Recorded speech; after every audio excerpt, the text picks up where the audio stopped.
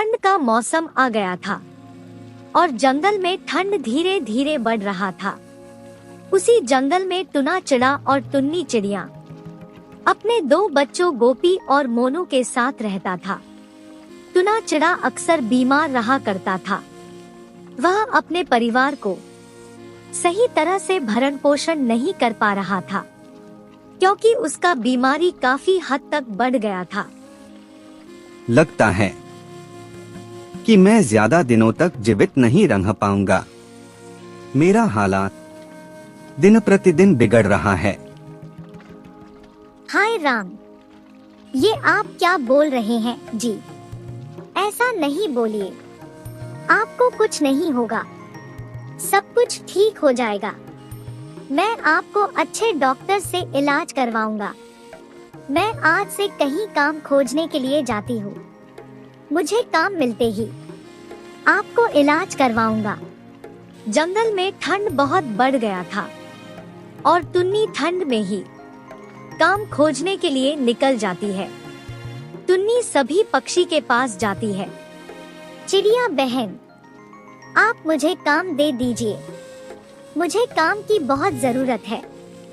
मेरे पति का तबीयत बहुत खराब है और मेरे घर में राशन भी खत्म होने वाला है। आप मुझ पे दया करके काम दे दीजिए। नहीं नहीं, हमारे पास कोई काम नहीं है और मैं तुम्हारी कोई मदद नहीं कर सकता। मेरे घर में पहले से ही एक नौकरानी है। कहीं और देख लो, शायद काम मिल जाए। टुन्नी वहाँ से चली जाती है। टुन्नी को काम खोजते खोजते सुबह से शाम हो जाती है, लेकिन काम कहीं नहीं मिलता है। फिर टुन्नी घर आ जाती है। घर में उसके पति के हालात और भी ठंड के कारण खराब था। टुन्नी को कुछ समझ में नहीं आ रहा था कि वह क्या करे। हे भगवान, ये कैसा मुश्किल परिस्थिति में हम लोगों को डाल दिए। अब मैं क्या करूं, कुछ समझ में नहीं आ रहा है। आप ही कोई रास्ता दिखाइए भगवान। माँ, बहुत जोर से भूख लगी है, कुछ खाने को दो। टुन्नी सभी के लिए खाना बनाती है और सभी को खिला देती है। रात बहुत हो जाता है। फिर सभी परिवार सो जाता है। सुबह होते ही सभी लोग उठता है तो देखता है कि चिड़ा का हालत और भी ज्यादा ठंड से खराब है।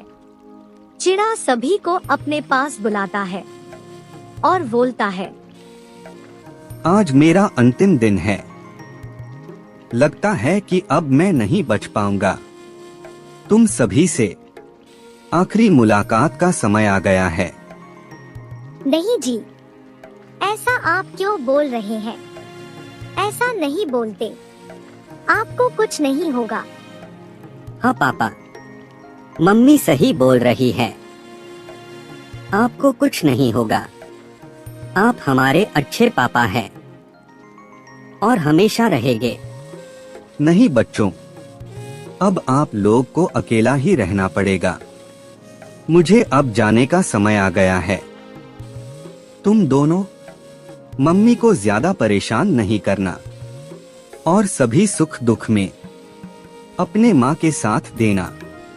टुन्नी, अब बच्चों को ख्याल रखना। अब मैं चलता हूँ। इतना कहकर टुना चिड़ा दुनिया छोड़कर चला जाता है।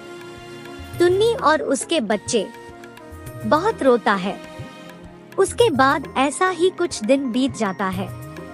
अब राशन भी खत्म होने वाला था और टुन्नी को कहीं भी काम नहीं मिल रहा था। उसे समझ में नहीं आ रहा है कि वह क्या करे। राशन भी कुछ दिनों का बच रहा है। अगर राशन अचानक खत्म हो जाएगा तो बच्चे भूखे रह जाएंगे। माँ, ठंडी में सभी लोग चाय पिले हैं, हम लोग कभी भी चाय नहीं पिए हैं। हम लोगों के लिए भी चाय बनाओ। टुन्नी अपने बच्चे के बात सुनकर चाय बनाने लगती है। चाय बनाने के बाद बच्चे को पीने के लिए देती है। माँ, ये चाय तो बहुत अच्छी और स्वादिष्ट बनी है। हाँ माँ, चाय बहुत ही अच्छी है। फिर टुन्नी को एक उपाय आता है। वह सोचती है कि इतना ज्यादा ठंड पड़ रहा है और ठंड में सभी लोग चाय पीते हैं, क्यों न मैं चाय का ही ठेला लगा दूं। ये से भी मुझे काम तो मिला नहीं, ये से मैं चाय का ठेला ही ठीक रहेगा। टुन्नी के पास कुछ पैसे होते हैं।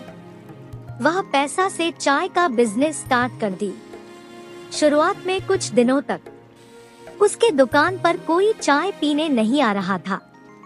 अब लगता है कि हमारे चाय का दुकान नहीं चलेगा। मैं क्या सोचकर खोला था और क्या हो रहा है। टुन्नी बहुत ही निराश थी। तभी कालू नाम के कौआ उसके दुकान पर आता है। मुझे एक चाय तो दो, बहुत ठंड लग रही है। टुन्नी उसे चाय देती है। कालू चाय पीता है। अरे कितना अच्छा और स्वादिष्ट चाय है। इतना अच्छा तो चाय पूरे जंगल में कहीं नहीं मिलता है, और मैं भी कभी नहीं पिया हूँ इतनी अच्छी चाय। आज से मैं रोज यही आकर चाय पीऊंगा। टुन्नी का चाय का बिजनेस बढ़ने लगा। अब उसके दुकान पर एक एक करके बहुत सारे ग्राहक आने लगा। वाह, क्या चाय बनाई है तूने। इतना ज्यादा ठंड में गर्म गर्म चाय पीने का मजा ही कुछ और है। हाँ, तूने बिल्कुल सही बोल रहे हो भाई। अब तो मैं डेली यही आकर चाय पीऊंगा। इतना अच्छा चाय भाला कौन छोड़ना चाहेगा। टुन्नी अब बहुत खुश रहने लगी। अब उसके पास खाने पीने का कोई भी कमी नहीं था। माँ, अब हम लोग भी अमीर बन जाएंगे और मैं भी सभी बच्चों की तरह स्कूल जाऊंगा। हाँ बच्चों, अब तुम दोनों भी स्कूल जाना। मैं तुम दोनों का स्कूल में नामांकन करवा दूंगा। बच्चों, तुम दोनों मन लगाकर पढ़ाई करना और बहुत बड़ा ऑफिसर बनना।